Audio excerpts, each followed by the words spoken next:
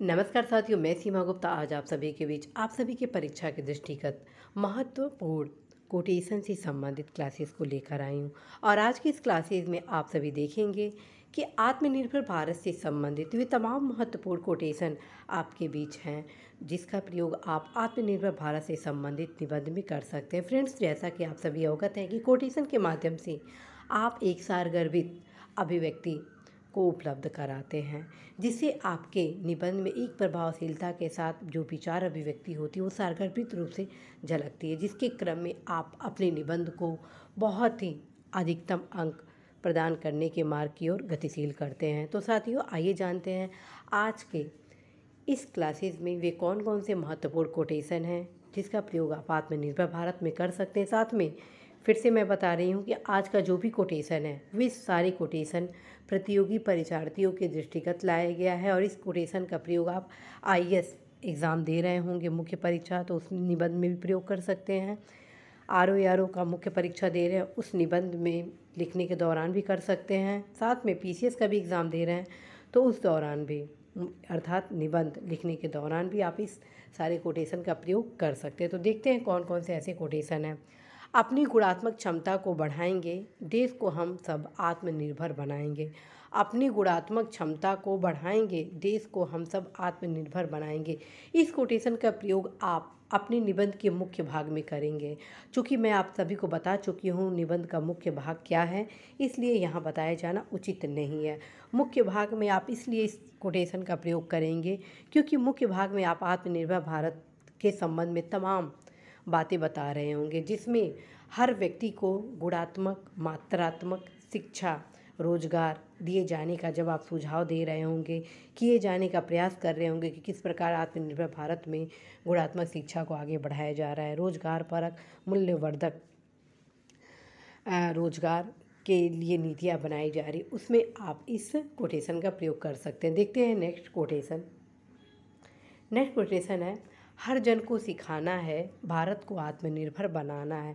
Next quotation है, हर जन को सिखाना है, भारत को आत्मनिर्भर बनाना है। हर जन का तात्पर्य हर एक व्यक्ति को सिखाना है। क्या सिखाना है? सिखाना है आत्मनिर्भर बनाना। कैसे वे आत्मनिर्भर बनेंगे? ताकि हमारा देश भी आत्मनिर्भर बनेगा। तो ये भी मतलब कि जो ये कोटेशन है इसका प्रयोग भी आप अपने निबंध के मुख्य भाग में कर सकते हैं। नेक्स्ट कोटेशन है, जन जन की अब यही पुकार, हर घर में भारत का उत्पाद। चूँकि आत्मनिर्भर भारत फ्रेंड्स भारत के प्रोडक्ट से रिलेटेड है, स्वदेशी के प्रोडक्ट से रिलेटेड है, ठीक है, जिसके कारण इस कोटेशन का प्रयोग आप अपने सुझाव के क्रम में प्रयोग कर सकते हैं अथवा निबंध के मुख्य भाग में इस कोटेशन का प्रयोग कर सकते हैं। जन जन की अब यही पुकार, हर घर में भारत का उत्पाद। नेक्स्ट कोटेशन है, नारी शक्ति को अब आगे बढ़ाएंगे, आत्मनिर्भर भारत को दुगनी गति दिलाएंगे। नारी शक्ति को अब आगे बढ़ाएंगे, आत्मनिर्भर भारत को दुगनी गति दिलाएंगे। फ्रेंड्स, जब आप सुझाव दे रहे होंगे उस सुझाव में आत्मनिर्भर भारत के समक्ष कई प्रकार की चुनौतियों को आप जब इंगित कर रहे होंगे तो उसमें एक चुनौती नारी शक्ति से रिलेटेड होगी। उसका कारण है साथियों, देश की आधी आबादी लगभग 50% क्या रोजगार संपन्न है? क्या उन्हें आत्मनिर्भर बनी हैं? अभी तक नहीं बनी हैं।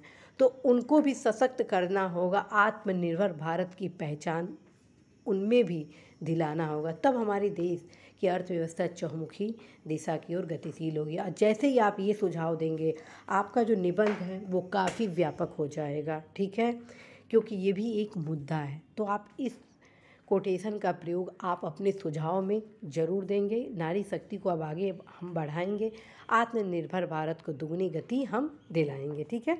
नेक्स्ट कोटेशन है, गुणात्मक रोजगार को बढ़ाएंगे, लोकल को वोकल बनाएंगे। गुणात्मक रोजगार को बढ़ाएंगे, लोकल को वोकल बनाएंगे। लोकल को वोकल, लोकल से वोकल, ये एक स्लोगन है, ठीक है, ये एक चर्चित शब्द है, वाक्य है, जो कि आत्मनिर्भर भारत के लिए काफ़ी फेमस रहा है और आम जन में एक प्रेरणा का भी स्रोत रहा है, जिसके कारण लोकल को वोकल का ये जो कॉन्सेप्ट है काफ़ी ब्रॉड कॉन्सेप्ट में कन्वर्ट हो चुका है। तो इसको यदि आप अपने निबंध में प्रयोग करते हैं तो इसका एक अलग ही प्रभाव आपके निबंध में होगा।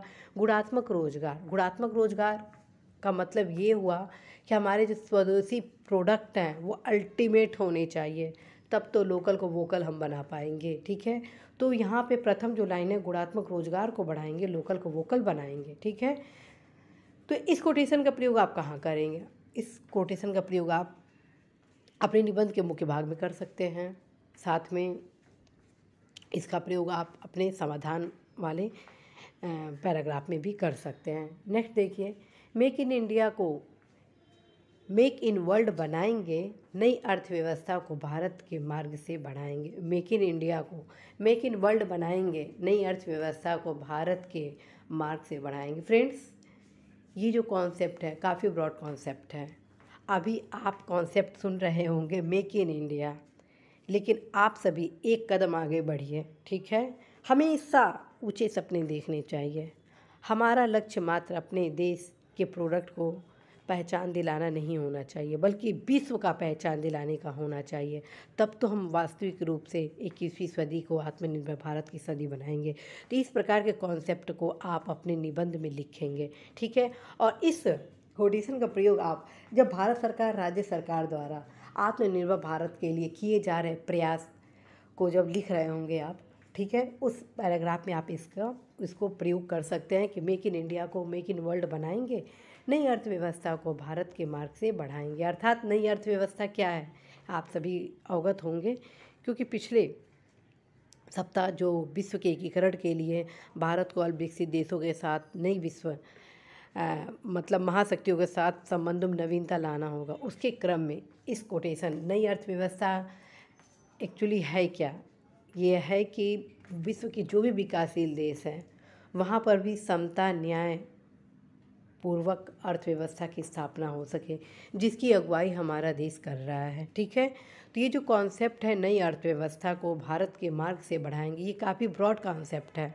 ठीक है, तो आप इस कोटेशन का प्रयोग कहाँ करेंगे?